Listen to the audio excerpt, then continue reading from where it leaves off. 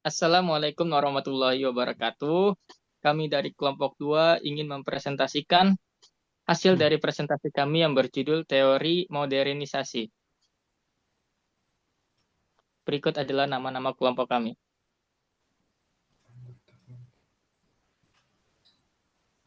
Kita akan menjelaskan 4 aspek penting, yaitu pertama latar belakang, 2 penjelasan teori modernisasi, 3 dampak positif dan negatif modernisasi, dan 4 kritik terhadap teori modernisasi.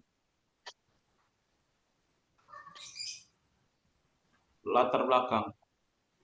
Modernisasi merupakan proses perubahan terhadap sistem ekonomi, sosial, dan politik yang berkembang di Eropa Barat dan Amerika Utara pada abad ke-17 sampai ke-19, yang kemudian menyebarkan ke negara-negara Eropa lainnya.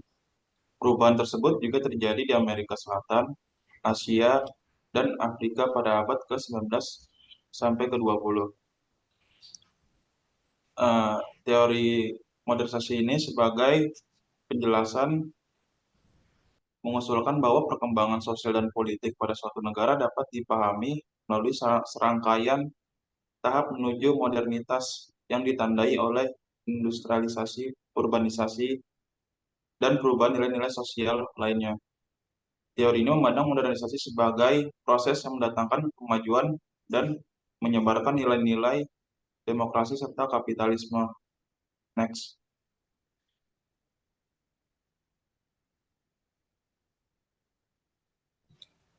Penjelasan teori modernisasi. Teori modernisasi menyatakan bahwa masyarakat mengalami transformasi sosial dari keadaan tradisional menuju keadaan modern melalui serangkaian tahapan. Proses modernisasi ini dianggap sebagai peningkatan pembangunan ekonomi, perluasan pendidikan, urbanisasi, dan pengembangan lembaga-lembaga politik yang demokrasi. Teori ini mengasumsikan bahwa demonisasi membawa kemajuan bagi masyarakat seperti peningkatan kesejahteraan, pembukaan politik, dan pembukaan nilai-nilai sosial. Namun, teori modernisasi juga termasuk dikritik karena bersifat menganggap model perkembangan negara-negara barat seperti standar universal dan termasuk menyederhanakan kompleksitas proses transformasi sosial. Beberapa krikultus menyoroti bahwa teori ini gagal mengakui peran kekuasaan, ketidaksejahteraan, dan pertentangan dalam proses modernisasi. Next.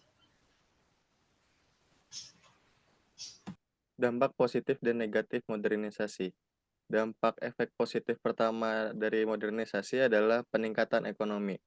Modernisasi dapat meningkatkan pertumbuhan ekonomi dengan cara mengembangkan sektor-sektor yang lebih produktif. Dampak kedua adalah pembangunan infrastruktur.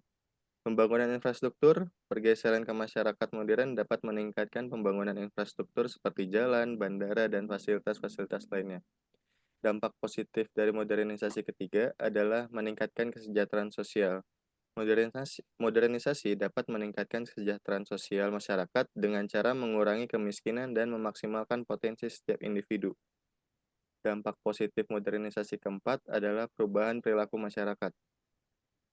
Modernisasi dapat menyebabkan perubahan perilaku masyarakat seperti memakai teknologi canggih dan mengadopsi nilai-nilai baru yang berdampak positif.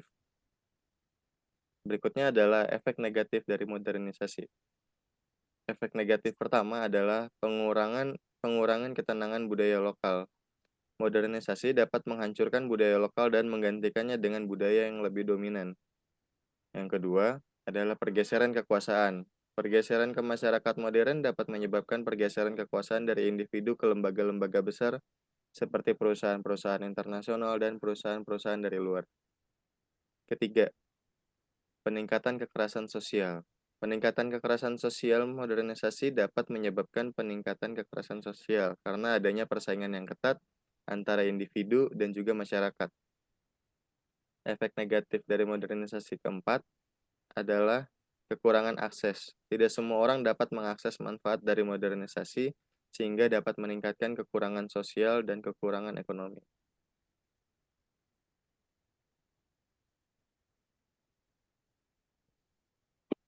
Selanjutnya, kritik terhadap teori modernisasi. Andre Gunder Frank, seorang sosiolog dan ekonom dari Amerika Serikat yang mengembangkan teori dependensi, Frank menolak ide bahwa teori modernisasi secara otomatis membawa kemakmuran. Mengkritik pandangan bahwa negara-negara berkembang hanya perlu mengikuti pola perkembangan Barat untuk mencapai kemajuan. Dia menyoroti bahwa teori modernisasi gagal memperhitungkan realitas ketidaksetaraan global yang dihasilkan oleh sistem kapitalisme. Frank menekankan bahwa negara-negara berkembang bukanlah hanya mengikuti negara-negara maju, tetapi mereka terjebak dalam struktur ekonomi global yang menempatkan mereka pada posisi yang kurang menguntungkan. Dia menegaskan bahwa negara-negara berkembang seringkali menjadi korban eksploitasi ekonomi oleh negara-negara maju dan lembaga-lembaga keuangan internasional. Dengan demikian, kritik Frank terhadap teori modernisasi menyoroti ketidakadilan sistemik dalam hubungan ekonomi global dan menekankan pentingnya memahami konteks historis dan struktural dalam memahami perkembangan negara-negara berkembang. Next.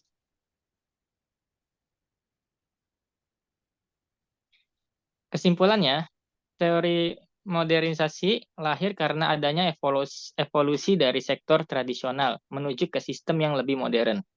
Modernisasi ini dianggap sebagai faktor bentuk sebuah negara yang maju, dikarenakan semua yang serba modern dan meninggalkan aspek-aspek tradisional. Dengan perubahan yang terjadi pada sebuah negara inilah yang nantinya akan memberikan dampak positif terhadap masyarakatnya. Mereka akan mendapatkan kesejahteraan dan kemudahan akan kemajuan tersebut. Dan tentunya hal tersebut sangatlah berguna bagi masyarakat dalam proses kemajuan. Akan tetapi, teori modernisasi juga tidak sepenuhnya mengalami suatu hal yang positif. Akan tetapi, hal yang bersifat tradisional tidak sepenuhnya jelek. Bahkan di masa sekarang, penggunaan sistem tradisional masih ada yang cukup efektif dalam pembangunan nasional. Sekian presentasi dari kelompok kami. Kurang lebihnya mohon maaf. Assalamualaikum warahmatullahi wabarakatuh. Waalaikumsalam warahmatullahi wabarakatuh.